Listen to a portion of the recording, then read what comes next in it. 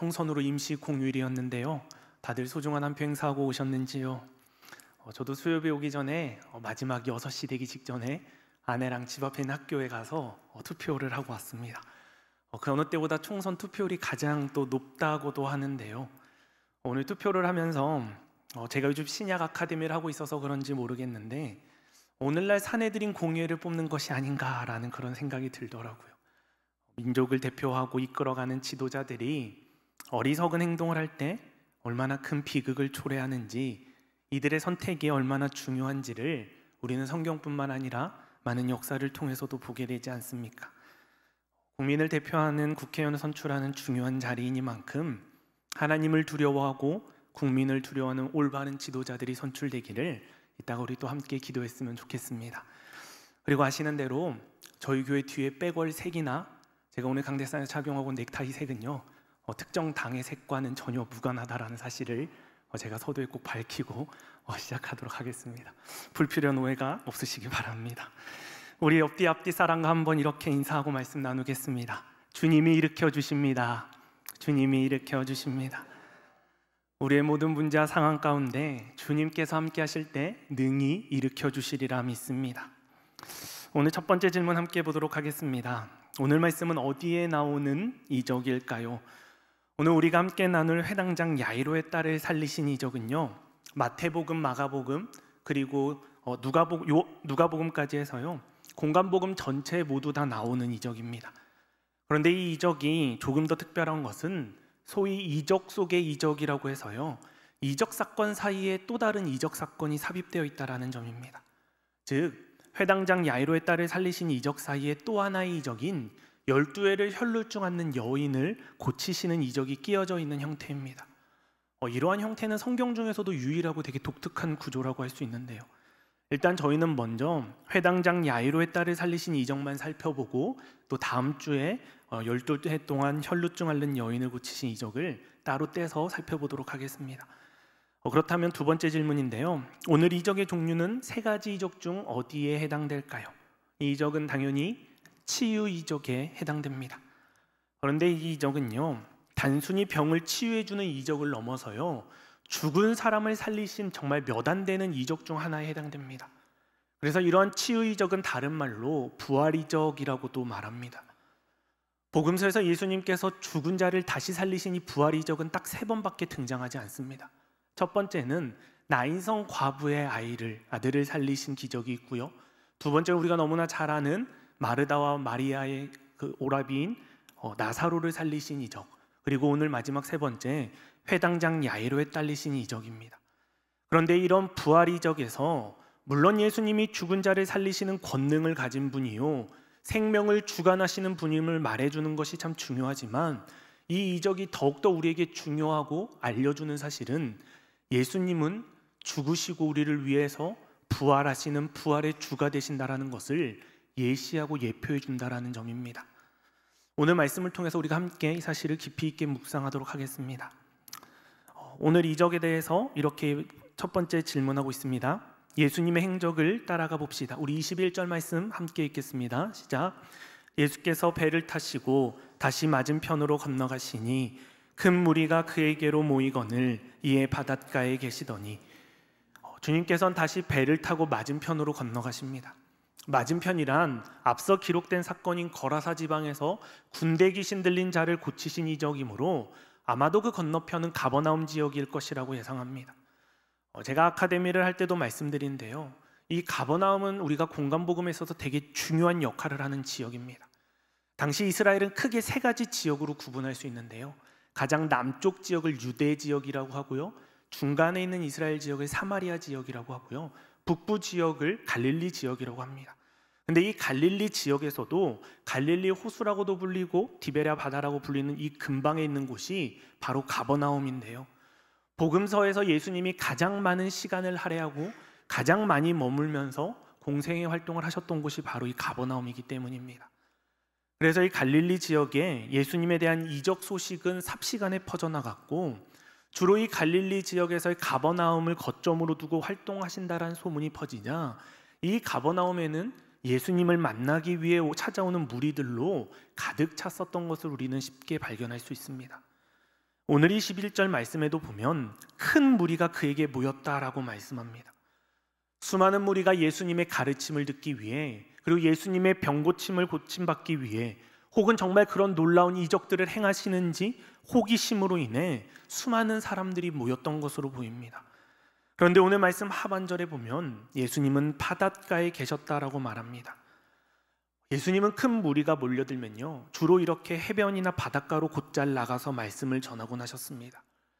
아무래도 이렇게 많은 무리가 모일 수 있는 곳이, 수용할 만한 장소가 마을보단 바닷가가 좋았을 것이고, 또한 배에 올라서 많은 군중들에게 말씀을 전하시기에 가장 적합하다라고 여기셨기 때문인 것 같습니다. 이 바닷가에서 예수님은 여느 때처럼 하나님 나라에 대해서 가르치고 계셨을 것입니다. 그런데 이번 질문에 보면요, 그때 어떤 사람이 찾아와 어떤 부탁을 합니까? 우리 22절과 23절 말씀도 함께 읽겠습니다. 시작. 회당장 중에 하나인 야이로라 하는 이가 와서 예수를 보고 발 아래 엎드려 간곡히 구하여 이르되 내 어린 딸이 죽게 되었사오니 오셔서 그 위에 손을 얹으사 그로 구원을 받아 살게 하소서 하거늘. 회당장 중에 하나인 야이로라는 사람이 찾아와서 예수님의 발 아래 엎드립니다. 회당장이란 당시 유대인의 회당, 시나고그라고 하는 이 곳을 책임지고 관할하는 직책으로서요, 회당의 조직은 가장 높은 자리는 회당장이었고요, 그 발 아래 핫잔이 있었고 그 아래 랍비가 있고 평신도가 있었습니다. 즉 회당장은요, 그리고 당시에 한 사람이 도맡아서 우리는 관리할 거라고 생각하는데 당시에는 여러 명이 함께 이 회당장 자리를 맡았다라고 합니다.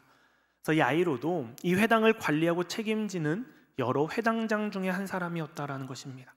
그리고 핫자는 회당장 바로 아래서 어떻게 보면 서열 2위라고도 할 수 있는데요, 회당장을 도와서 재반적인 업무를 수행하고 서포트하는 자리가 핫잔이었고요, 랍비는 아시는 대로 율법을 전하고 가르치는 선생입니다.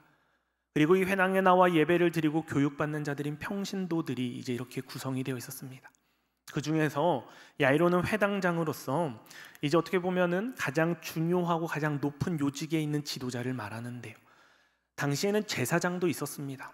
그런데 회당장은 또 무엇일까라고 궁금해하시는 분들이 있을 텐데요, 예수님 당시 유대교회는 제사장 계급이 위상이 이전과 다르게 많이 실추되면서 회당 중심으로 흘러가는 경향이 있었습니다. 이걸 이제 소위 종교민주화라고도 얘기하는데요, 이때 등장한 평신도 계급이 바로 회당장이고, 이들은 수많은 어떻게 보면 유대인들에게 복음을 율법을 가르치고 또 예배를 주관하는 계기가 되었다라고 합니다. 그래서 이들은 제사장은 아니지만 예배를 주관하고 회당을 관리하며 다스리는 사람들이었습니다. 그러니 이 회당장도 유대인들에게 큰 존경과 지지를 받는 대상이 아닐 수 없었습니다.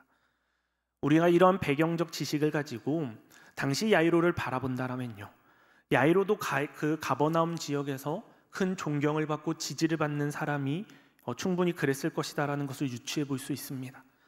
그런데 그렇게 사회적으로 지위도 있고 존경받는 회당장이 지금 젊은 목수인 예수 앞에서 어떤 행동을 하고 있는 거예요? 발 아래 엎드려 고쳐달라고 간곡히 구하고 있습니다. 내 어린 딸이 죽게 되었으니 오셔서 그 위에 손을 얹어서 구원을 받아 살게 해달라고 요청합니다. 아무리 문화적 차이가 있고 시대적 차이가 있다고 하더라도요, 이렇게 누군가의 발 아래 엎드리는 행위를 한다는 것은 결코 쉬운 일이 아닙니다. 더군다나 당시에 존경받고 사회적 위치와 입지가 있었던 이 회당장이 수많은 무리가 지켜보는 앞에서 예수님 발 아래 엎드린다는 것은 엄청나게 충격적인 사건이 아닐 수 없고 상상할 수 없는 일이 아닐 수 없습니다. 예수님은 당시 목수의 아들이었고요, 배움과 학벌도 지위도 없는 사람이었습니다. 아무리 예수님을 높게 평가해주고 치하해 준다고 해도 이제 막 사람들의 지지와 인기를 받는 한 새로운 랍비 정도에 불과합니다. 그런데 유대교를 대표할 만한 종교 지도자인 회당장이, 그것도 젊은 예수의 발 아래 무릎을 꿇고 엎드린다는 것은 전무후무한 놀라운 사건이 아닐 수 없습니다. 이러한 야이로의 행동에서 우리는 무엇을 알 수 있습니까? 그만큼 야이로에게는 예수님을 신뢰하고 예수님을 붙들고 의지하는 믿음이 있었다라는 것을 볼 수 있습니다. 이 예수라는 자는 못 고칠 병이 없고 갈릴리의 수많은 질병을 고치는 소문을 듣고 이분이라면 정말 손을 얹고 안수한다라면 내 죽어가는 딸도 살리실 수 있다라는 그 믿음 때문에 그는 회당장임에도 불구하고 사람들의 시선과 체면 따위는 신경 쓰지 않았고 예수님의 발 아래 겸손히 엎드릴 수 있었습니다. 주님의 치유이적의 동기는 거의 모두가 다 하나같이 예수님을 신뢰하는 믿음에서부터 시작되었다라는 것을 우리는 결코 잊어서는 안 될 것입니다. 오늘 3번 질문인데요. 예수님은 회당장 야이로의 부탁을 듣고 어떻게 하십니까? 우리 24절 말씀 한 목소리로 읽겠습니다. 시작.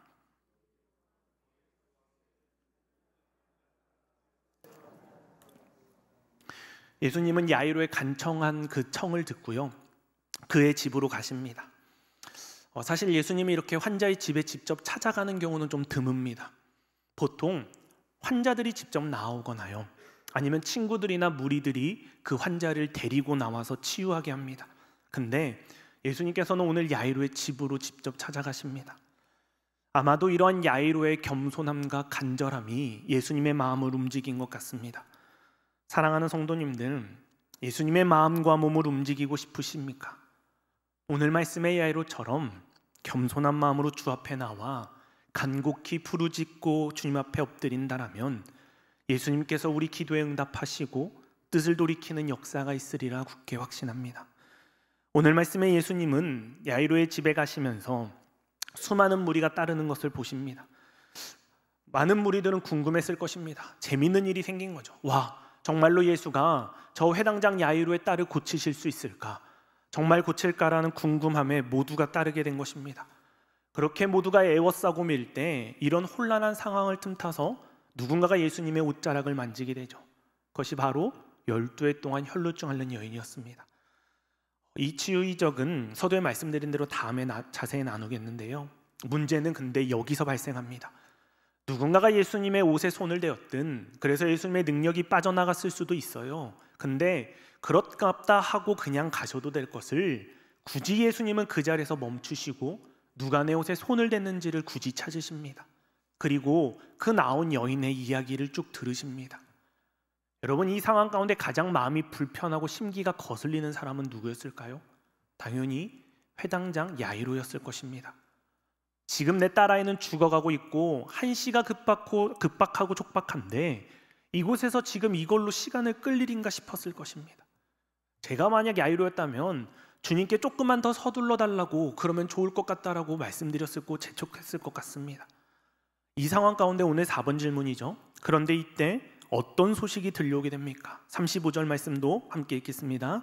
아직 예수께서 말씀하실 때에 회당장의 집에서 사람들이 와서 회당장에게 이르되 당신의 딸이 죽었나이다. 어찌하여 선생을 더 괴롭게 하나이까? 예수님이 야이로의 집에 가기 전 아직 혈루증 앓던 여인과 말씀하고 계실 때 회당장의 집에서 사람이 와서 충격적인 소식을 전합니다. 당신의 딸이 결국 죽었다라는 참으로 절망적이고 비통한 소식이 아닐 수 없습니다. 그토록 딸이 낫기를 소망하던 회당장은요, 정말 참으로 절망적인 순간이었을 것 같습니다. 분명 예수님과 이야기하고 예수님이 함께 우리 집으로 향해 걸어가는 야이로의 마음에는 기대와 설렘이 컸을 것 같습니다.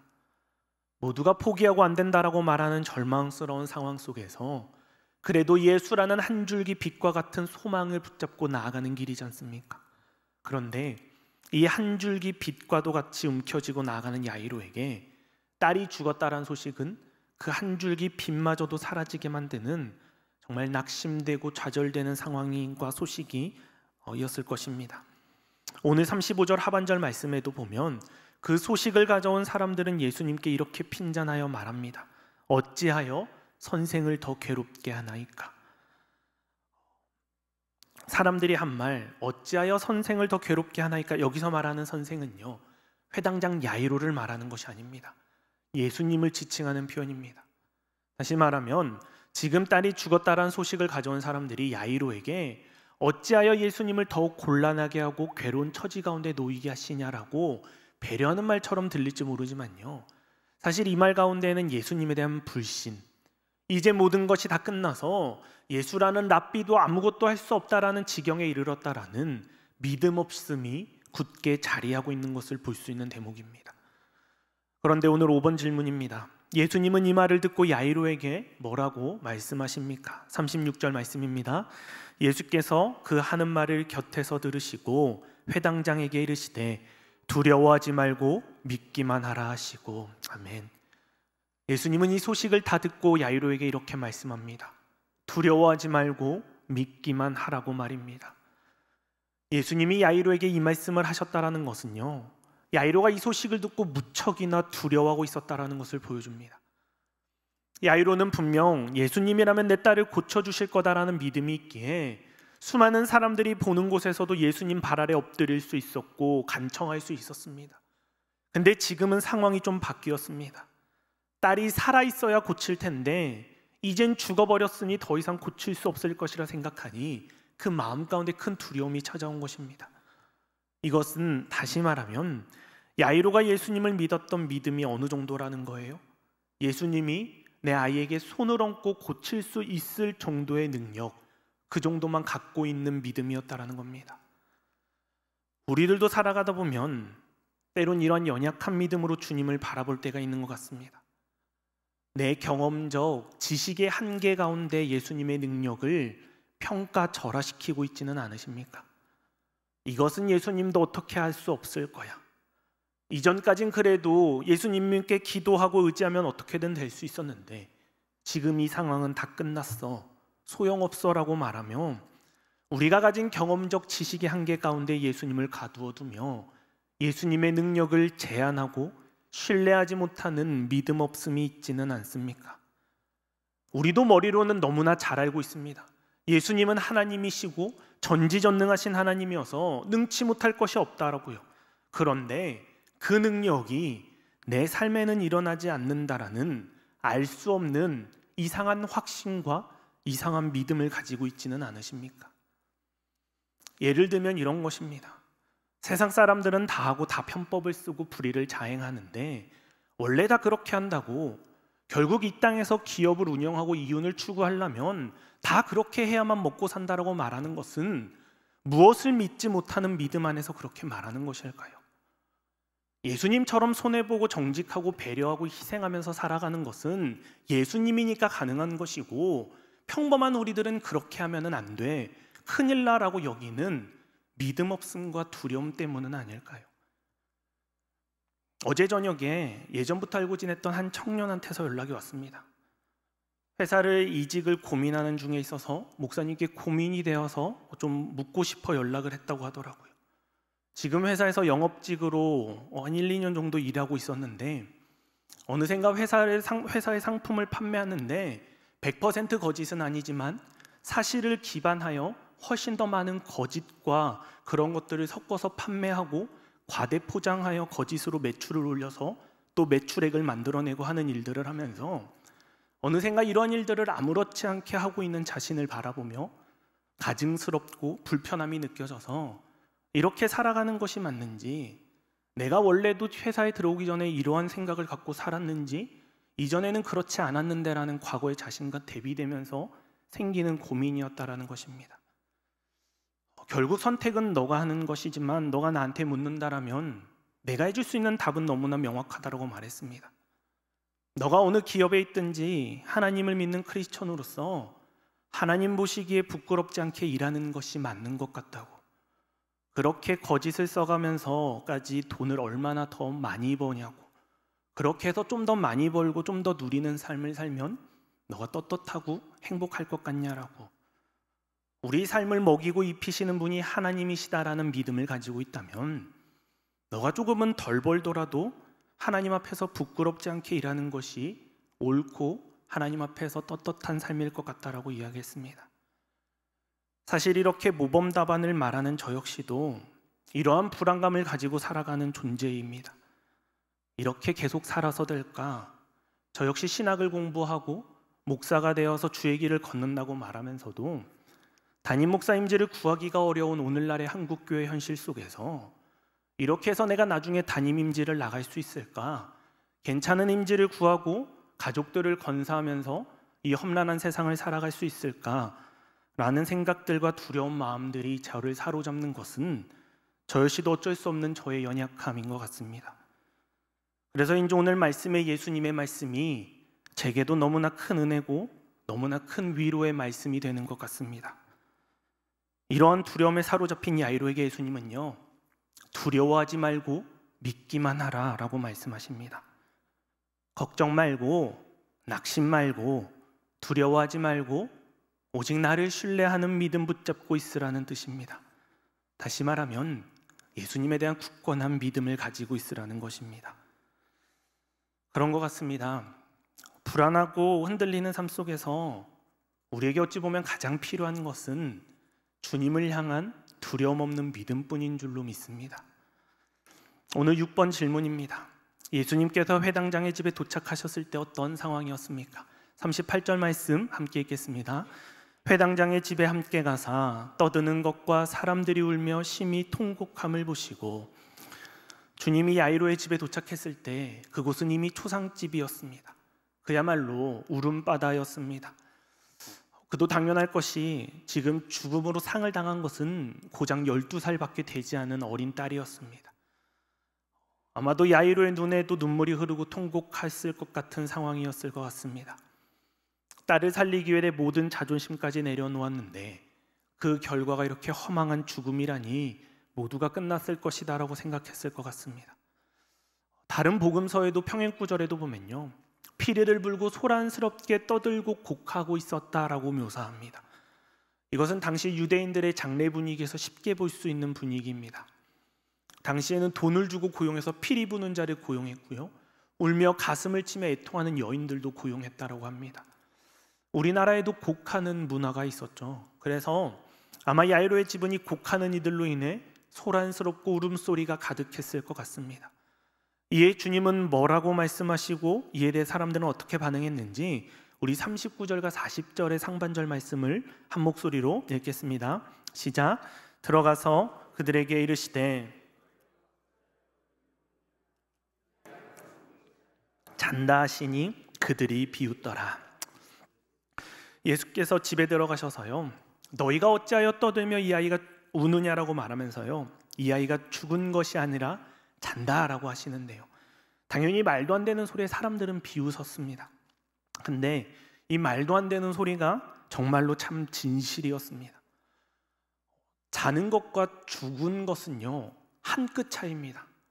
공통점은 둘 다 눈을 감고 있다라는 거고요, 눈을 감았는데 다시 뜨면 잠든 거고요, 눈을 감았는데 다시 못 뜨면 죽은 것입니다. 그래서 정말 죽은 것과 자는 것은 한 끗 차이인데요, 예수님이 이 아이에게 자는 것이다 라고 말씀하신 것은요, 주님께서 이 눈을 다시 뜨게 하실 것이다 라는 암시하는 말이고요, 야이로와 달리 믿음 없고 비웃고 함부로 판단하는 사람들에게 경각심을 주고자 하시는 말씀이며, 궁극적으로는 부활에 대한 신앙과 소망을 주시기 위해서 말씀하시는 것입니다. 우리 주님도 십자가에서 죽으시고 잠자다가 사흘 만에 깨셨고, 여기는 우리 모두 또한 그렇게 될 것이라고 말씀하고 계시는 것입니다. 오늘 7번의 질문입니다. 예수님은 어떻게 이 소녀를 고치시는지 자세히 살펴봅시다. 우리 40절 하반절에서 42절 상반절까지 함께 읽겠습니다. 예수께서 그들을 다 내보내신 후에 아이의 부모와 또 자기와 함께한 자들을 데리시고 아이 있는 곳에 들어가사 그 아이의 손을 잡고 이르시되 달리다굼 하시니 번역하면 곧 내가 내게 말하노니 소녀야 일어나라 하심이라. 소녀가 곧 일어나서 걸으니 나이가 12살이라. 아멘. 예수님께서는 무리를 다 쫓아내시고요, 그 아이의 부모와 세 제자만 데리시고 들어가서요, 아이의 손을 잡고 달리다 굼이라고 말씀하십니다. 마가는 이것을 번역하면 내가 내게 말하노니 소녀야 일어나라 라고 설명하는데요, 이 달리다 굼은 당시 팔레스틴 지방에서 통용되었던 사용되었던 아람어입니다.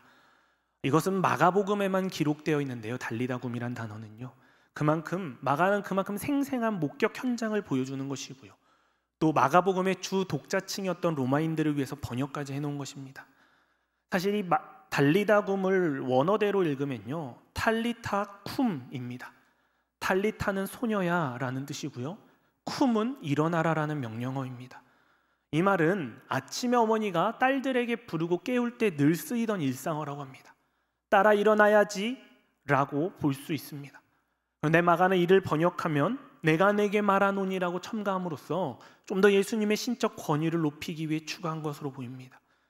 그리고 마가는 소녀가 곧 일어나 걸으니 나이가 12살이다 라고 강조한 까닭은 이 이적이 즉각적으로 이루어졌다는 것을 강조하기 위함입니다.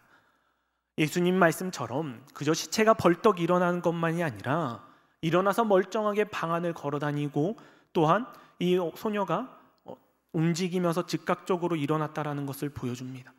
또 소녀의 나이를 나타내는 것은 얼마나 어리고 안타깝고 사랑스러운 딸이었는지를 보여주려는 의도가 담겨져 있는 것 같습니다. 오늘 마지막 8번의 질문인데요. 이 이적에 대한 사람들의 반응은 어떠합니까? 그리고 예수님은 놀라는 사람들에게 뭐라고 말씀하십니까? 우리 42절 하반절 43절 마지막으로 함께 읽겠습니다. 사람들이 곧 크게 놀라고 놀라거늘 예수께서 이 일을 아무도 알지 못하게 하라고 그들을 많이 경계하시고 이에 소녀에게 먹을 것을 주라 하시니라. 크게 놀라고 놀라거늘이란 말은요, 정말 이 사건이 그 당시에 있었던 모든 사람들에게는 격악을 금치 못할 정도로 충격적인 사건임을 묘사하는 것입니다. 단순히 병을 고치는 것과요, 죽은 자가 다시 살아나는 것은 정말 놀랍고 놀라운 신비스러운 일이 아닐 수 없습니다. 그리고 예수님을 비웃던 자신들의 모습이 이 한순간 얼마나 부끄러웠겠습니까? 예수님은 늘 그래오셨던 것처럼 사람들에게 이 일을 알리지 말라고 엄히 말씀하신 후에 소녀에게 먹을 것을 주라 하십니다. 이 말씀은 예수님의 자상함을 보여줄 뿐만 아니라 이 소녀가 완벽하게 다시 살아났음을 보여줍니다. 여느 평범한 사람들처럼 음식을 먹고 소화시킬 수 있을 정도로 몸의 모든 기능이 정상적으로 되돌아온 것을 보여줍니다. 오늘 예수님의 이 이적과 치유는요, 단순히 한 사람의 육신적 치료뿐만 아니라 온전하고 전인격적인 치유를 보여줍니다. 예수님이 뿐만 아니라 귀신 들렸던 자를 치유하심으로 통해서 그의 육신의 질병뿐만 아니라 가족과 사회 공동체로 복귀할 수 있는 구원을 허락하셨고요, 혈루증 앓는 여인 역시 근본적인 치료로서 육체의 치료뿐만 아니라 그 마음의 상처까지도 주님께서 모두 해결하시고 치유해 주셨습니다.